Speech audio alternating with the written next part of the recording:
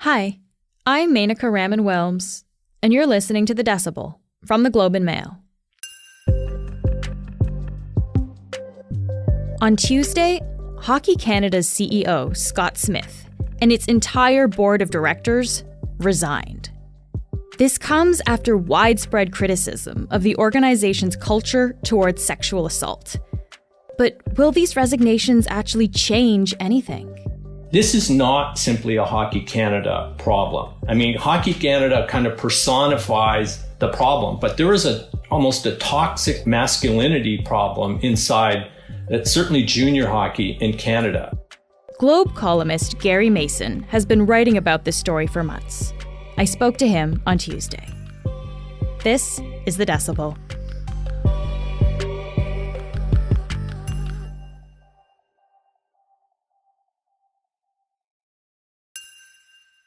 Gary, thank you so much for speaking with me today. My pleasure. So there's pretty big news that came out on Tuesday from Hockey Canada. The CEO, Scott Smith, and the entire board have resigned. How significant is this? I think it's massive. I mean, it's not very often that you see an entire board resign from an organization as big as Hockey Canada. Scott Smith's departure probably isn't a surprise. He was on his way out. It was just a matter of when. But the fact that the entire board resigned along with him was a bit of a surprise. We expected some resignations, but I think that the departure of the entire board is a surprise, but it's very welcome because I think the entire board had to go because I think they all shared the same philosophy, beliefs, attitude towards the scandal that has enveloped this organization. How big is this board, and do we know who makes up this Hockey Canada board? Well, the board is I think it's 8 members, including the chair. One thing that struck me about the Hockey Canada board was it's very, very male-dominated. It's not very diverse, sort of ethnically diverse by any means. This, of course, follows the news of Andrea Skinner, who is Hockey Canada's interim chair. She resigned on Saturday, and there have been lots of calls for CEO Scott Smith and the board to step down. Why was this so important for people to see this board and the leadership at this organization step down? Well, because of the sort of terrible secrets that this board kind of knew about and sort of oversaw for so long. And of course, I'm talking about these secret slush funds, if for lack of a better term, that existed, to pay off sexual assault claims made by, women over the years, among other things. We initially learned that there was one main fund that had a store of cash in it that was being used to pay off, in some cases, the alleged victims of sexual assault by hockey players in Canada. And then more recently, the Globe and Mail, which has been responsible for a lot of the most important revelations in this story, discovered that there was a second fund that was also being used with about $7.8 million in it, I believe, that was also being used for these purposes.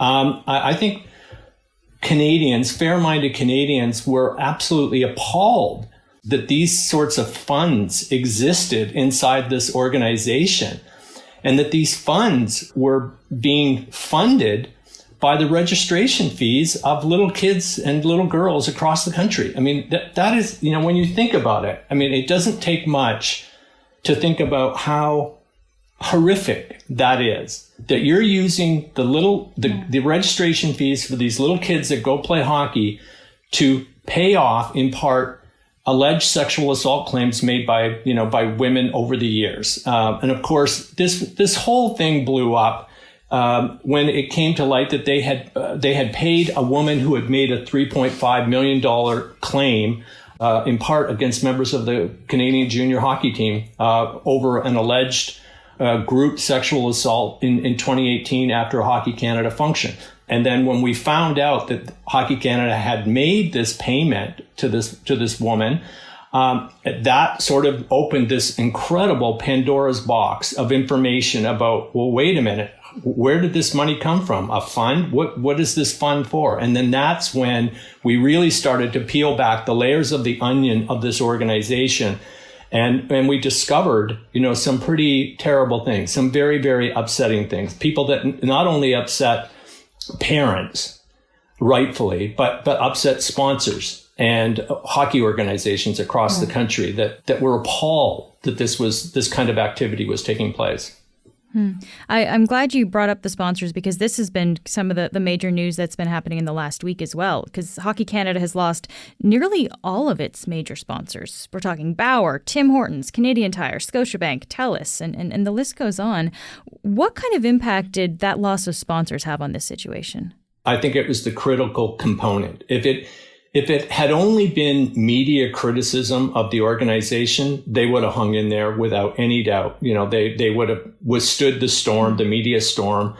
But it was when the sponsors started speaking and sort of making a statement by disassociating themselves with the organization. That's when people like Scott Smith had no choice, and the board had no choice, because they were losing. I mean, sponsorships make up 40% of Hockey Canada's funding.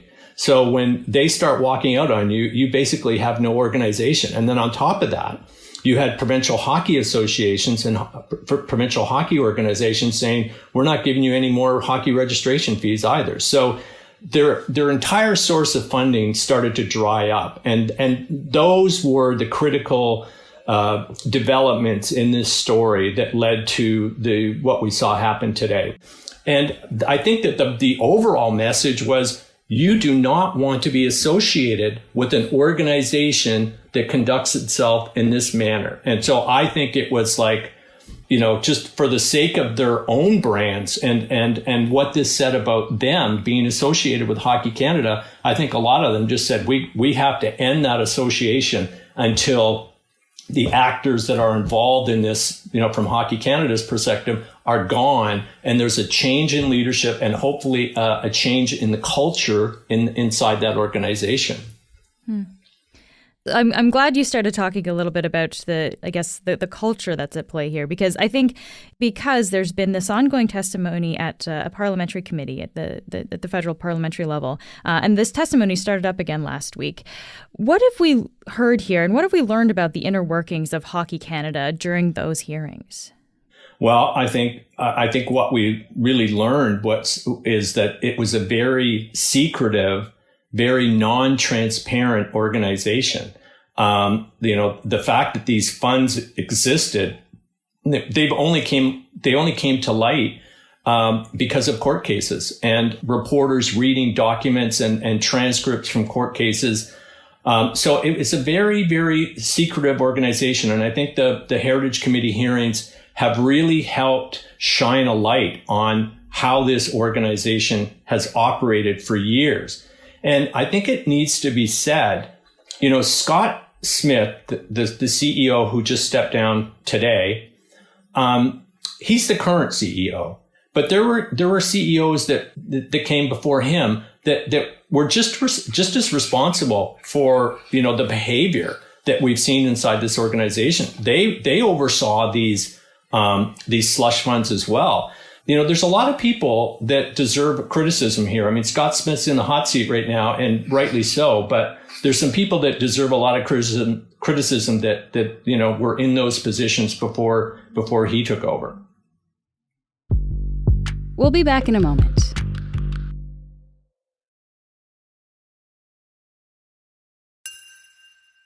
I know you've been paying attention to the recent hearings, Gary. I guess, is there any particular moments in the recent hearings that stand out to you as kind of really emblematic of what's going on? I think it has to be Andrea Skinner's testimony. I guess it was last week, the interim chair, when she went in there and basically was defiant and sort of non-apologetic for what Hockey Canada has been doing. And she basically dug in and said it wasn't a Hockey Canada problem. It was a societal problem. And reprehensible. Suggesting that toxic behavior is somehow a specific hockey problem, or to scapegoat hockey as a centerpiece for toxic culture, is, in my opinion, counterproductive to finding solutions and risks overlooking the change that needs to be made more broadly to prevent and address. She said when someone asked her what letter grade she would give Scott Smith, she said, well, she was a hard marker, but she'd give him an A. And I think everybody was like, holy smokes. But, I think the one thing that she did say that I would have to kind of agree with her, and that is, this is not simply a Hockey Canada problem. I mean, Hockey Canada kind of personifies the problem, but there is almost a toxic masculinity problem inside certainly junior hockey in Canada. And that problem, which is basically these kids, going to small towns across the country and they're like feted like young gods, and they come to believe that they can expect anything that they want, including young women. That problem is not going to go away with a new board and a new CEO. It's just not. It's a very ingrained part of hockey culture in this country. It's been written about for years, and nothing has really been done about it. I have to say there's something a little, I don't know if it's ironic or what, but you're saying the leadership at Hockey Canada is not particularly diverse. And the fact that they have one of the few women at the top, Andrea Skinner, who is out there and giving testimony there. There's just something a little bit, I don't know if you read into that at all, an irony there, Gary, but there's just something maybe a little strange about the fact that they put the woman out front there to defend that. Yeah, I think that's a good point. Here's the other thing. They hired one of the biggest, most expensive public relation firms in the country, Navigator, that was, allegedly going to help them kind of navigate their way through this controversy. And the messaging of Andrea Skinner's messaging at that committee hearing couldn't have been worse. It couldn't have come across as more tone deaf. And part of me felt sorry for her. Because I think it was an agreed upon messaging from the entire board and the entire organization. And unfortunately, she had to be the one that got out front of it and delivered it. And she just paid a horrible price for it. There have, of course, been other incidents of sexual assault in Canadian hockey before. Why is it that this scandal and this situation is resonating with people and with sponsors so strongly? That's a very good question. I just think the times have changed, and it's just, if this scandal breaks in the 1980s or the 1990s, do all these sponsors run away from Hockey Canada? I have my doubts. I really do. Maybe even in the early 2000s. I think that this is only something that could have happened in the times that we live in now. Like, really, I think, it's just, something has happened around this issue, around, cases of sexual assault now that, society as a whole just finds the idea so repugnant that you don't want to be anywhere near this issue or seen to be on the side of the perpetrators. And in a sense, I think that is what we're looking at here. I think that's kind of what happened. Hockey Canada was seen to be on the side of the players who were alleged to have done these horrible things. They covered for them. They paid their liabilities. They said, "Don't worry about it, boys. We'll take care of this." And quietly, they did just that. And so when you think about that, society is just they're not prepared to accept that anymore. How likely do you think it is that a new board and a new CEO will actually create change within Hockey Canada? I think there's going to be enormous pressure on this new board and this new CEO. So now that these people are gone, do the sponsors rush right back and start supporting Hockey Canada? I don't believe that that's going to happen. I think these sponsors are going to wait to see what happens. Who constitutes the new board? Do people have faith in these new individuals that are going to be recruited to take over an organization that is very, very badly damaged reputationally? So I think that it's really critical that they get this right. This new board has to be a board. It has to be constituted. It has to be comprised of people that will give Canadians faith that they're going to actually institute, real change. And they'll go out and find a real change maker for the CEO's position. So I think right now it's kind of wait and see, but there's some big decisions ahead for Hockey Canada. And it starts with who this new board is. I wonder what this means for kids playing hockey across Canada. Andrea Skinner, at one point during her testimony, she said she wasn't sure the lights would stay on in the arena if there was a mass exodus at the leadership level of the organization. What do you think this all means for, people just trying to play hockey, got their kids in hockey, just, the regular games and practice schedules? What impact will it have? I don't think it'll have any impact at all on little kids playing the game. I mean, they're probably most of them are blissfully unaware of this controversy. I think their parents might have, more to say about this. I mean, I think there's a lot of parents. There's been a lot of discussion at the hockey rink in the stands among parents about the whole thing. I think there were a lot of parents very, very upset about what Hockey Canada was doing. But more than that the idea that their registration fees were being used in any way to kind of buttress and support this kind of behavior and these kind of decisions, I think parents were angry, and rightfully so. So now that this change is happening at the top of the organization, how likely do you think that this will impact hockey culture itself in Canada? Will we actually see meaningful change in hockey culture? Not tomorrow, we won't. Not, next year. But I think we're going to start seeing it, because I think people, sports organization, hockey organizations in the country, junior hockey in this country, they will have witnessed what has just taken place. And they will have witnessed the wrath of the sponsors over, what was discovered, what was revealed about Hockey Canada. And they'll know, unless they change, the culture that they're responsible for, say with a junior hockey team in Saskatoon, if I was the owner of a junior hockey team in Saskatoon right now, I'd be making, sexual awareness, a big component of a young hockey player's education, in that town, and not just during their rookie year, but every year. There needs to be a massive education campaign that takes place that tells junior hockey players, this is not acceptable, never has been, nor will it ever be, and your career could be over if you go anywhere near this type of behavior that has existed for too long inside, towns and cities across this country. So I think that that's not just Hockey Canada's responsibility. I think that they need to play a bigger role in it.